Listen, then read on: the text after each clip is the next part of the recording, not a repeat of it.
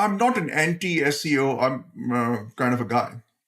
But the way SEO gets sold today, I'm willing to bet that at least two-thirds of the SEO dollars that are spent are ineffective and wasted. Welcome to It Comes Down to This. Today's guest is Atul Minocha, a former Fortune 50 marketing exec turned fractional CMO who now helps CEOs cut through the noise and get real results. I've invited Atul on the show because his bold perspective on what's broken in marketing and how to fix it has hit a nerve. He's the author of Lies, Damn Lies, and Marketing. And in this episode, we talk about fake ROI, wasted SEO budgets, random acts of marketing, and the difference between big and small marketing, and why pricing should never be left to your CFO. In today's episode, it comes down to this. Most marketing doesn't fail because of bad execution. It fails because there was no strategy to begin with. Welcome to The Marketer. It's great to have you back. The Marketer is a show for marketers, for business leaders, and sales leaders now. So traditionally, the show has been based and centered around marketing topics and strategies to help marketers be better marketers. And with some reviews that we've gotten from last season, I've decided to include sales as well. So you have multiple options for this season on The Marketer to catch some real marketing strategies as well as some sales strategies because they go hand in hand. But today I have a fantastic guest with us. Atul, welcome to The Marketer. Thank you. Thanks, Marty. It is fantastic to have you. When I saw your book, I knew I had to have you on your show or on the show. So, the title gets you, right? it is a fantastic title. I really appreciate it. So can you tell me what inspired you to write Lies, Damn Lies, and Marketing? What myths were you aiming to bust with that when you decided to write it? So I'll tell you what inspired me to write this book. If I can give you a little bit of my own background, I studied engineering. I wanted to be an engineer, automotive engineer. But as I mentioned in my introduction to the book, I actually got dragged into marketing. Marketing was not a chosen career for me, but I was forced into marketing for a short period of time. And of course, long story short, that short period of time has become a lifetime because I fell in love with marketing. I realized that all the misperceptions I had about marketing and sales, frankly, they were wrong. I realized that marketing, the education that I had received as an engineer could be a very useful part of marketing. And so on, and I can really add value within marketing. And I realized that marketing is a lot of fun. So I made a career in marketing. I've never worked as an engineer even for a single day, even though I trained with a lot of love and affection for engineering. So for the first 25 years or so, I spent my time as a traditional marketer in traditional companies, big name companies, Fortune 50 companies like Toyota, Eastman Kodak, Allied Signal, Honeywell, Cummins Engine Company, and the like. And, progressively sort of senior positions during my career. And I was dealing with professional marketeers. I was dealing with professionals. And then I switched from corporate career to fractional CMO consulting, basically taking my experience and knowledge to small to mid-sized company CEOs. And that's where I discovered there was a significant response difference between what I was experiencing as a corporate marketeer and what I was experiencing as a small to medium-sized businesses marketeer. And what I discovered, the big difference was that most CEOs, maybe 95%, maybe even almost 100%. I mean, I'm only saying almost 100% because just to keep myself safe, but I can probably say 100%. They've all had bad experiences with marketing. All of them have a perception that marketing doesn't work, or even if it works, we don't know what works. It's a money pit. Keep throwing money and marketing cannot tell me what's working, what's not working. It sounds good. It looks good. I can see a good website. I can appreciate the colors. I feel good about that. But is it actually driving business? I have no idea. Nobody has been able to answer that. And that was hugely different from my experience in the corporate world. So this is over the last 12 years that I've been doing this with Chief Outsiders. And this wasn't an exception. The first time I experienced that, I felt, okay, maybe it's just this person. But I kept experiencing that. So then I realized, and then I started keeping notes as to why is it? Why is it that these highly educated people, highly successful people, they have a different view and different experience with marketing than my own experience has been? I started digging deeper into it, and I started making a list of potential causes for why they have been frustrated. What led them to that point? And I started giving a talk. You've heard of a group called Vistage. So I created a talk that I would go to different Vistage groups or different business leaders. And my talk actually was called How CMOs Take CEOs for a Ride. So it was a tongue-in-cheek kind of a thing as to, because the summary of all this was that what did I find in my research, in my sort of experiential research? What I found was that there are two kinds of mistakes that lead to this bad taste in the CEO's mind. One is CMOs or marketeers or marketing agencies willfully, almost knowingly, will make promises that they should know better that they cannot keep. So they make promises, and then 3 months later, 1 year later, it fails as it was designed to. And so they make those promises either to keep the job or win a business or whatever that might be. The other category of reasons was that many marketeers probably didn't learn the right tools, or they were overusing certain things, so in other words, they didn't quite understand how things really work. So it wasn't a willful misrepresentation, but it was misrepresentation. So in other words, promises were made, wrong things were done, not knowingly, but unwittingly. Either way, the result is the same. It leaves the CEO with a bad taste of mind in the mouth. So fast forward this. So my list is growing. My PowerPoint slides are growing because every 3-4 months I would discover something new to add. And then COVID happened. So when COVID happened, I said, you know what? I'm going to be locked up in my house. Maybe I should put an end to this, keep building this PowerPoint deck and create a book. So that's what got me to write the book. And of course, the publisher helped me revise the title to Lies, Damn Lies, and Marketing. I think both titles that you mentioned are actually quite brilliant.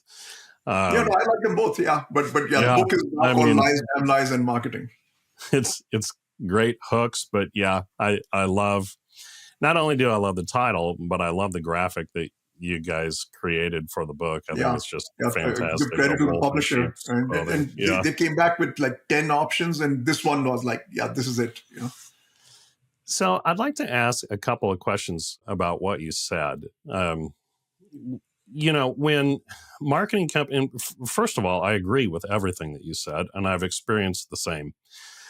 When marketing companies deal at the smaller level, let's say, your startup to small companies, maybe 1 to 100 employees, something like that. What are the pressures on marketing companies to perform? Are there different pressures at that level than there is at the, Fortune 500 level due to, I don't know, maybe it's budget or something? And is there more pressure on the marketing company at that lower level that they have to produce, and that production needs to be, in sales, hard sales or something like that? Or what have you found have you found a common denominator in their failure? Yeah. So I don't think I'm in the best position to sort of give you a finessed answer in the sense that are the pressures greater when you're selling to Fortune 500 versus small to medium size. And part of the reason I'm hesitant to answer that question is I'm also of the view that when you have a toothache, that's the worst toothache. You tell me that you have a toothache, how bad can it be? But once I have it, that's the worst. Right? So in other words, if you are an agency serving small to mid-sized company, I'm not the one to tell you that, hey, the bigger guys have bigger problems, because that won't mean much to you, because you are where you are and your problem is what you're dealing with, right? So That to me is, I'm sidetracking that question for a reason, but I'm going to answer your question in a different way. So I think the bigger question is that I'm of the view that regardless of your pain, regardless of whether you are worse off than or better off than the other guy, regardless of that, I think there has to be a minimum level of professionalism that should stop you from doing things that you should not do. So again, if you're ignorant, I'm okay with that. If you make a promise because you were not aware of something, I can live with that because not everybody knows everything, right? But if you know something and then you willfully make a promise, that to me doesn't matter whether you're a small agency or a big agency or your clients are this or that, that should not be happening. Can you give me an example or two of what you've experienced in agencies making promises that they just simply can't keep? Oh, my book is so full of them. Uh, so, I'll give you a few. So, one example, since we're talking about agencies, and this, I'll give you two examples. One I see a lot of even today, maybe even more so now than 5 years ago. The other one, I'm not seeing as much. So maybe things have improved. SEO. So I'm not an anti SEO. I'm kind of a guy. But the way SEO gets sold today, I'm willing to bet that at least 2/3 of the SEO dollars that are spent, not half, 2/3, maybe even more, are ineffective and wasted. And I would even suggest that maybe 2/3 of the companies that are spending, regardless of the dollars, 2/3 of the companies that are spending money on SEO and they're putting it as their number one marketing thing to do, it probably shouldn't be on their top 10 list, or at least not, definitely not in the top 5 list, because there are other things that probably can give them better results than SEO. Again, I'm not an anti-SEO guy.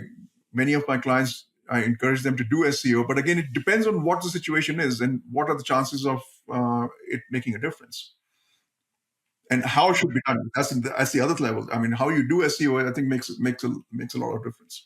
So that's one example. The one that I'm not seeing as much of, but I used to see, say about 5 years ago, is that I would see many clients get offers. In fact, I would get offers through LinkedIn. Hey, we can get you 1,000 more likes on your Twitter account, or on your this or that. So in other words, they were peddling likes or equivalent of likes, and I have a full chapter on that. That stay away from that. I mean, there's SEO. Yes, you can do good SEO and bad SEO, but there is no good way to justify buying likes. So.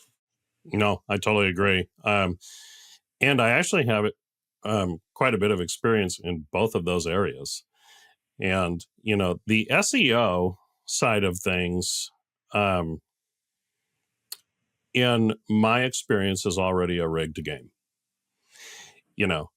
Search, the Google is in the business for making money.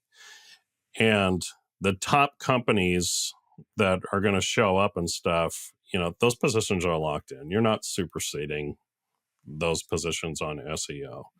So basically, what a smaller company is competing for, and I'd love your thoughts on this too, is what smaller companies are competing for is the lower, positions, which if you're past your top 3 to 5, you're not there anyway. So because nobody goes past first page on a search. Would you agree with that? Totally. I totally would agree with that. In fact, to give you an example around that, so I've worked with many software companies, and I was having a conversation just yesterday with another software company. Let's call it somewhere between $10 to $20 million in revenue. And even by the CEO's admission, and I actually know that business reasonably well, so we both agreed on this part, that when we said, okay, asking the question as to who is your competitor and hoping that you'll get a list of 5 companies, it's a wrong question to ask, because if you're a $10 to $20 million software company, you have hundreds of thousands of competitors.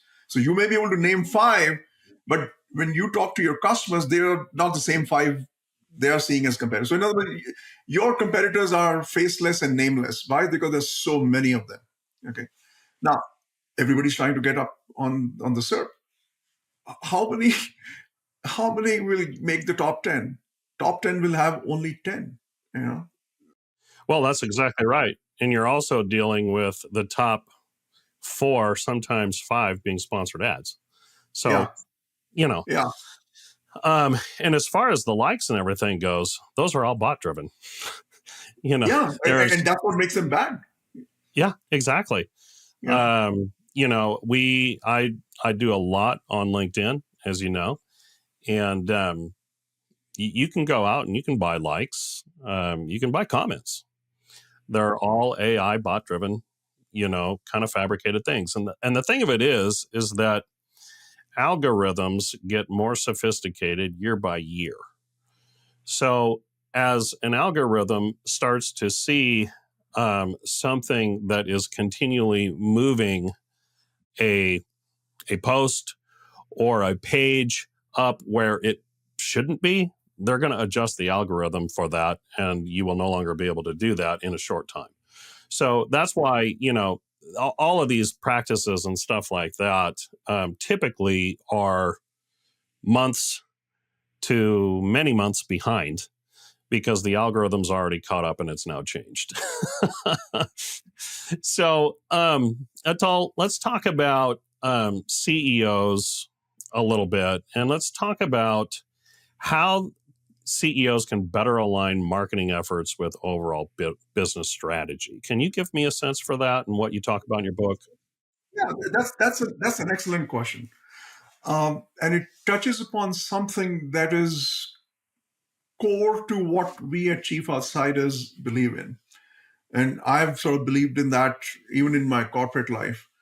Uh, so even as a corporate marketeer, my goal was never to win a marketing award or an advertising award or this or that. I always thought that marketing's role is to serve the business. So, what is the business goal? And marketing is just one set of tools, just like sales is one set of tools, HR is another set of tools, operations is another set of tools, engineering is another set of tools. All of us bring our own subject matter expertise, different functional expertise, solving or serving the higher business objective. So, what is the business objective?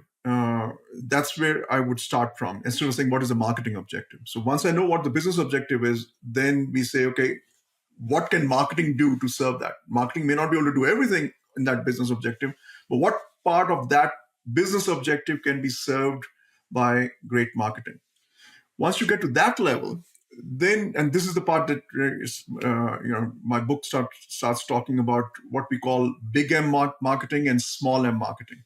So the big M marketing is sort of the strategy, finding out which customer you should be targeting, what should be your messaging, what should be your positioning, what personas are you going to be pursuing, what your pricing strategy is. So that's the big M stuff. And the small M stuff is the more visible part of marketing. So when we and then it's actually the more expensive part of marketing. So the goal, the way I would answer that for a CEO is give me the business objective, make sure, with no exceptions, make sure that you spend enough time and money doing big M marketing. Because the problem with many CEOs, one of the problems, and this is where the blame lies with them when they get frustrated, is there's all of us are type A people. All of us want results yesterday. So they say, you know what? I'll spend time on strategy, but let me first get me five more leads. Let me first close five more deals. So, in other words, they throw money at those small M marketing things without figuring out the strategy. And then they get frustrated that I did that, I went here, my marketing guy said, and we run this campaign, and I did that, and 5 months later, nothing came out of it. My usual question is, did you spend any time figuring out if that was the right thing to do? Did you figure out who is your ideal customer? Are your ideal customers actually listening to or watching those channels, or are they spending time on those channels where you're advertising? And if you haven't done that research, if you haven't answered those questions, throwing money on LinkedIn, throwing money on Facebook, throwing money on Instagram is literally throwing spaghetti on the wall. So, business goal, big M marketing, small M marketing. And I mentioned that most of the time and most of the money is spent on small M marketing, and that's really true. I would say if your total marketing budget is $200,000, only 10 to 15% will go into big M, and 85% will go into small M. But unfortunately, but very importantly, you cannot say, I'll do small M first and then I'll get to big M when I have time. The only thing you get if you do that is you're guaranteeing that your money is going to be wasted. So you have to spend the first 10, 15% of your dollars on doing the big M. And usually it takes 2, 3, 4 months, no more than that. And then run your program for tactical marketing, which we call small M marketing. So for those that are listening to the show, let's say we're talking about, there's some business leaders listening to this show, whether they're CEOs, owners, founders.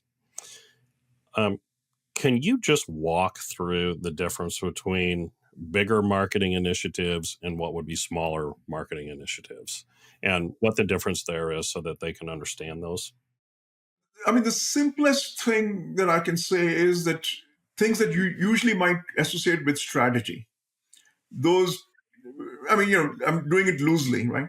Um, those are what I would call big M. But let me not be so loose. Let me actually refer to the chart that I have in the book. Okay, so um, so let's see. So the big M marketing would consist of what we would call gathering insights from customers, insights from competitors, insights about the company. It'll include segmentation. How do you segment the market? What segments do you go to? What are the customer profiles in there? Which ones are you choosing to call as your ideal customer profile? What what are going to be your points of differentiation? Are you a Me Too product? Did I sell another computer? Or you have some differentiation. And again, you don't have to be Apple to do that. You can be a Windows player and you can still have a differentiation in that. What's going to be your overall pricing strategy? This is not the point where you'll do the number that I'm going to put a sticker of $222, but what is your overall strategy? And what's your messaging around that? So all of that is what I would call big M marketing.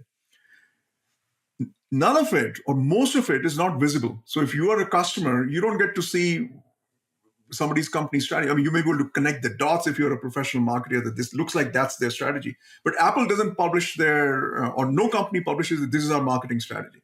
They'll say, okay, we are going to this trade show. You'll see them at a trade show. You'll see their ads on some channels. You'll see some ads on a different channel or not see their ads. And so I mean, so the visible part of marketing, with very few exceptions, is the small M marketing. So trade shows, SEO, advertising, uh, name it, PR, all of those are small M marketing. And actually within small M marketing also, in the book, I make a distinction. There are certain elements of website. Website is a big one, right? Most visible. There's some elements of the small M marketing which give you quick results. You do it today, people will notice it right away. But you lose their value, you lose their charm. And then there are some which you start doing today, but you won't notice anything for a year. I'll give you an example of each. You change your website, you change your logo, people will notice it right away. And either they'll like it, hate it, love it, whatever. But they will notice it. But even if they love it, 6 months later, a year later, they're not going to give you more business because, oh, I love their logo what they changed a year ago. But that time it's a given. I mean, they may love it, but now it's a given. SEO is on the other side. If you start doing SEO, and I'm preaching to the choir here, you know it better than I do. You start doing SEO, even when done well, it takes 6, 9 months before you start seeing results. So you cannot say, I spent 3 months of $10,000 each in each month and nothing's happened. No, if you commit to SEO, you better commit for 9 months. So even in small M, quick results, not long lasting, or slow results, but longer lasting. Now, do you feel that that is the same regardless of the product or service. Like, I would say in the B2B space, any marketing effort, you're going to be looking at 6 to 9 months before you're going to really start evaluating effectiveness. Across the board, I don't care what it is. With a product or a widget that you have to sell, now that's a different story. You can start to see immediate results based on maybe an ad you can run, something like that. Do you differentiate between the two?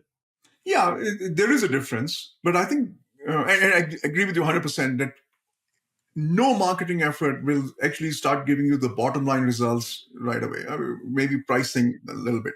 If you change the price, I think it will make a difference uh, in some cases. And maybe like if you change the price, if you ran a 2-for-1 promotion on Big Macs, and then you'll see a difference, right? Um, but in general, I think the point that you're mentioning, a lot of that is affected or is influenced by what is the sales cycle.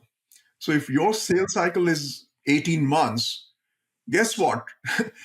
Let's say that you do 6 months of marketing, the impact of that is not delayed because marketing is not having an impact, but your selling cycle, by the time you actually reel in the fish, that's 18 months.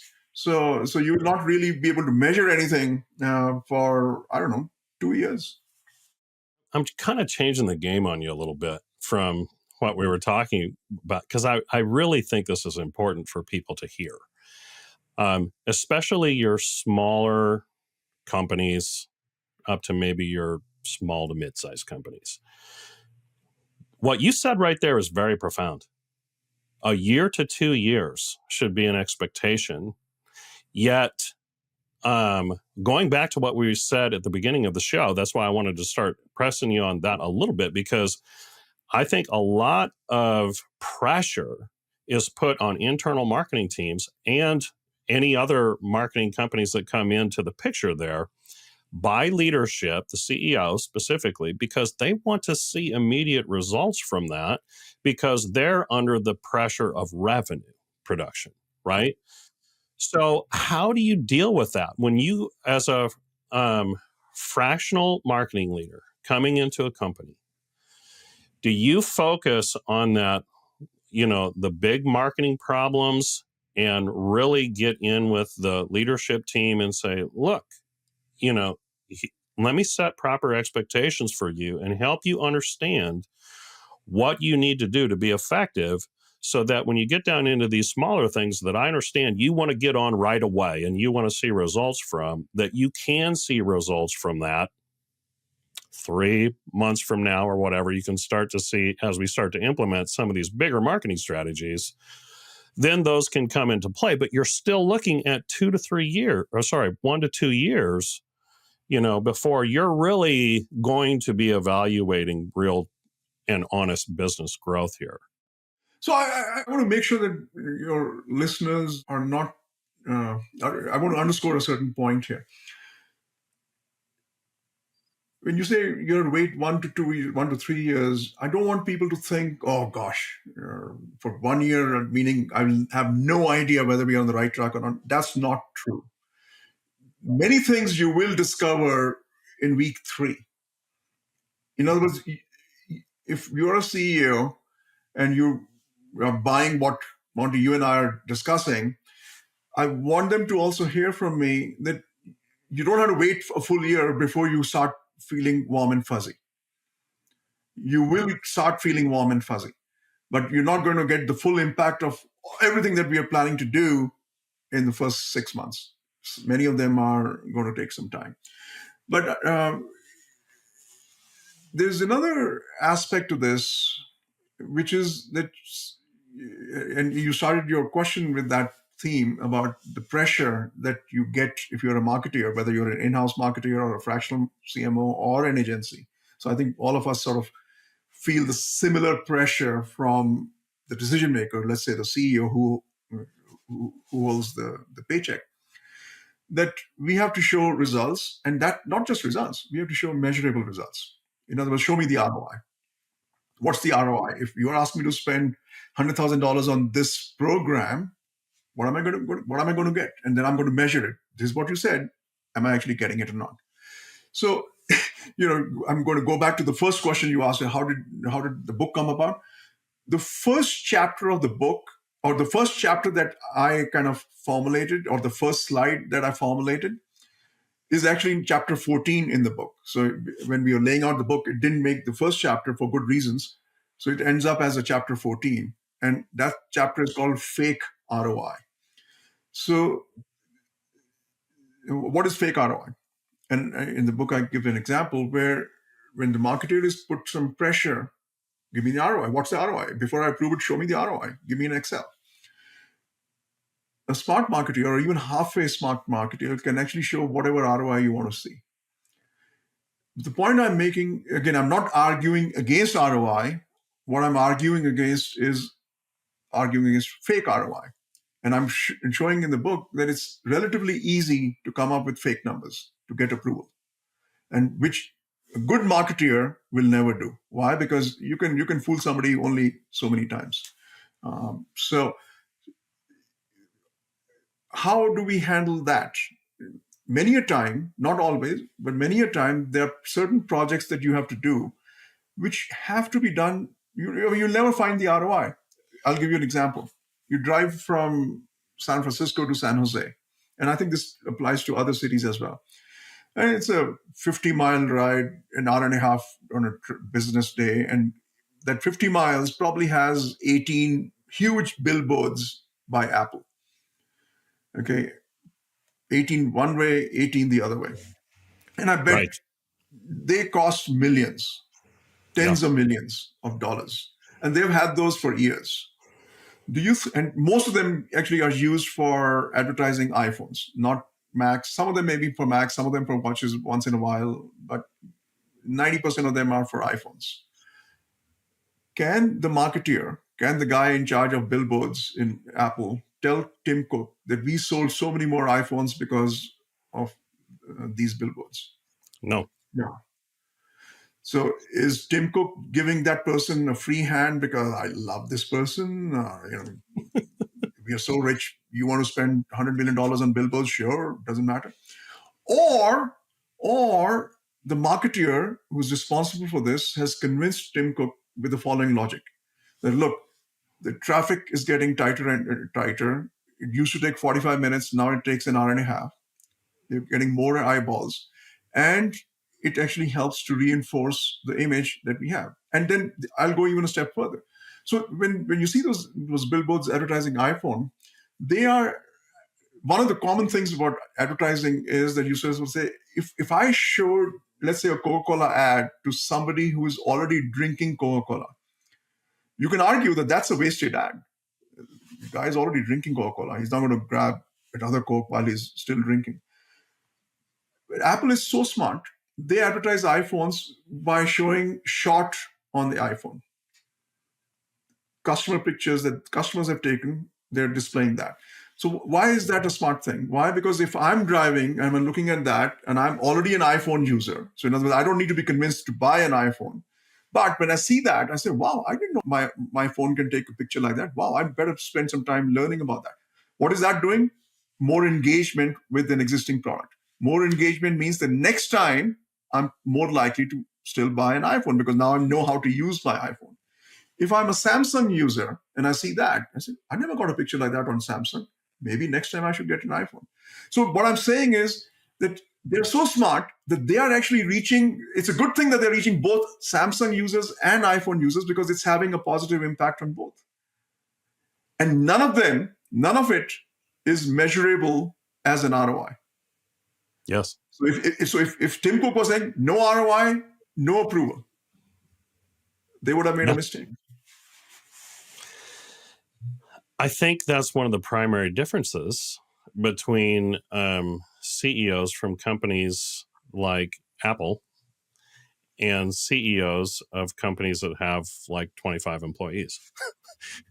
But there's no reason why the CEO with 25 employees cannot learn. Exactly right. I mean, I don't think Tim Cook is is that much smarter than many of the 25 employee CEOs that I know. No, I would completely agree with you. In fact, I think there's some brilliant business leaders, with small businesses that do so much more with so much less. But that notion of data, let's talk about that a little bit, because you provided a fantastic example of where the data in a marketing strategy cannot necessarily be proven, but it is yet still a brilliant marketing strategy that they do all over the place by Apple. Data can also be used or not. You talk about fake ROI. I think there's a lot of fake data too. And maybe it's not fake data, but it can be used to create maybe fake strategies, right? Where, coming back to the marketing company that says, oh, yeah, we can promise all this. And here's some data, by the way. Look at that shiny object over there. Now give us the dollars. And, a year later, nothing. The data doesn't prove out. Have you experienced that? Can you speak to that? Yeah, absolutely. In fact, before there was lies, damn lies in marketing, there was lies, damn lies and statistics. You remember? So I mean, Yeah. that's the original phraseology. I mean, if you sort of say, where did this phrase come from? It came from lies, damn lies, and statistics. So we as a society have experienced lies, damn lies, and statistics for over 100 years. Okay. So yes, I won't even get into fake data. In other words, data that's manufactured. So that's a different story. But it's real data. But data can be misused. You can have over reliance on data. When data is not capable of giving you some information, but you say, if I don't have data, I don't believe anything. I'll give you an anecdote, and I'm going to lean on somebody who is way bigger than me in fame and intelligence and almost any other metric, and that's Jeff Bezos. So I don't think anybody will mistake Jeff Bezos as a philosopher king or loosey goosey liberal arts guy. I mean, I don't think so. yeah. So he's a hardcore data. I mean, even if you don't know You Jeff bet. Bezos, you'll probably still place him in the data side of things, and you'd be right. Right. If you Google on this aspect, and you'll find multiple sources. He has said this in his annual reports. He has said this in podcasts. He has said this in interviews. He has said this in media. So there's enough evidence that, and not just he said it back in 2018 or something. He says it often enough. He says, and I'm paraphrasing him because he obviously uses different words and different times. But he says when he discovers that somebody has done the data analysis and the data analysis does not match with his instinct or gut feel, he doesn't say, oh, data versus gut, I'll go with data. He doesn't say that. On the contrary, he'll challenge the data person, share where his instinct is, and say, go back and double check.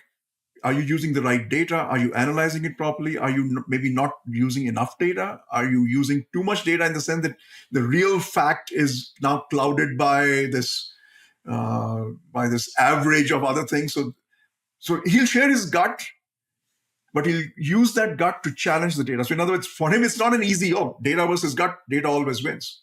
No, he has a lot of instinct, a lot of faith in his gut, and he uses that to make sure that the data gets sharpened. That is how it should be done. It's not an easier data versus gut. I always choose data. No. I mean, when you have 20, 30, 40 years of experience, each second is a data point, and your instinct and gut is formed with that data. I think it's fantastic. I would totally agree. Let's talk about pricing a little bit, because I know that in your book, you emphasize that pricing is about more than numbers. It's tied to branding and positioning. And so How can CEOs use pricing as a strategic advantage? Few things I'll say about pricing. One, if we think of the sort of the old model of marketing, and I say old not because it's not relevant today, but people have come up with other variations. I still think it's a valid framework, which is the four P's of marketing. Product, price, position, promotion, kind of thing. So of those four P's, and they're all important, right? As a marketer, you cannot say it's like having four kids. I love them all. But pricing is unique in one sense, and that is that pricing has the most direct effect on profitability. So you can do better positioning, you can do better promotion, you can do a better product. It'll have an impact on the bottom line, sure. I mean, if Apple improve their product, it'll impact their bottom line, but it's happened over time. But if they go from $999 cell phone to $799 cell phone, whether the sales volume will compensate for the lower unit price or not, that's a different math that we can do. But it'll have an immediate effect.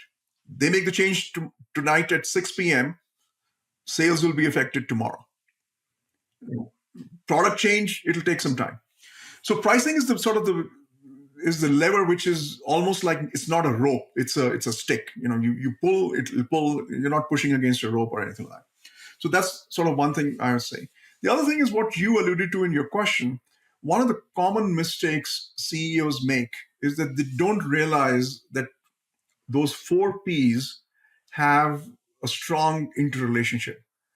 And they probably understand positioning, product, and place, that link, but pricing, they say, that's a numbers thing. But actually, it is a numbers thing. But price has a significant effect on positioning, and vice versa. Positioning has a significant effect on pricing, and that is why I make the point that pricing should be handled by marketing. Why? Because they're handling the other three P's, and you cannot have a positioning that suggests premium. I'm an exclusive premium product, and not have price reflecting that, or vice versa. How do you suggest to a CEO, let's say they've got a service, let's say it's a service oriented business, and they've got competitors out there, obviously. They know kind of generally around what the market is or what their competitors are pricing things at. How do you address the topic of pricing with a CEO that says, "Oh, I just want to undercut. I just want to be a dollar or two under my competitors, or I want to be priced at the bottom," thinking that, well, that's going to lead to more sales and I'm going to outcompete my competitors. There's actually, it's not a complicated math to figure out that if I lower the price by a certain amount, how many more units do I need to sell to even stay where I am in profitability? So if you're going to if you're going to undercut the competition, the assumption is by undercutting, I'll gain some sales. But my assumption is that by undercutting, you're also reducing your unit margin. So is the loss of unit margin going to be more than compensated by the extra units that you will sell with a smaller margin? And if the answer to that is yes, you will, then do it every day. I'm not going to stop them. In fact, I'm going to encourage them to do it because that's the right strategy. So, but do not make this simple assumption without doing the math that just because I'll get more business, I'll make more money. Because you can get more business and you go out of business faster because now you're losing money on every one of them. So again, I'm not always for raise the prices, but I'm always for doing the math and challenging each other within the company to make sure that we've looked at everything, and then make sure that whatever change you're making on price is also reflected in how you're messaging and positioning and all that. So in other words, it's a holistic approach. And once you're convinced of that, do it. Raise the price or lower the price. They're both equally good depending on data, actually. As a fractional marketing leader, coming in and working with various different companies, I know you face all kinds of different you know, hurdles that companies need to overcome. Um, what do you see? Have you found that there's a pretty significant divide when you're coming into companies between the marketing teams and the marketing effort and the sales team and the sales effort and the communication between the two, and their alignment in working together? By and large, there are more cases where the alignment should be and can be improved. There are very few cases that come to mind where I would say that's a role model relationship. So yeah, by and large, sales and marketing, they end up, they all say the same thing, that yeah, we need to work together and we promise to work together, and we go out for lunch together and all that. But yeah, there's always some disconnect. But I would even argue that some disconnect actually, or some misalignment, not misalignment is the wrong word, but some disconnect is perhaps healthy, um, as part of challenging each other, and because I mean they are two different roles. They are two different. Uh, Again, if we align it to the business objective, we are all serving the business objective. But how we use the tool, marketing tool versus a sales tool, those could be different. So yeah, but there are more examples of where improvement should be made.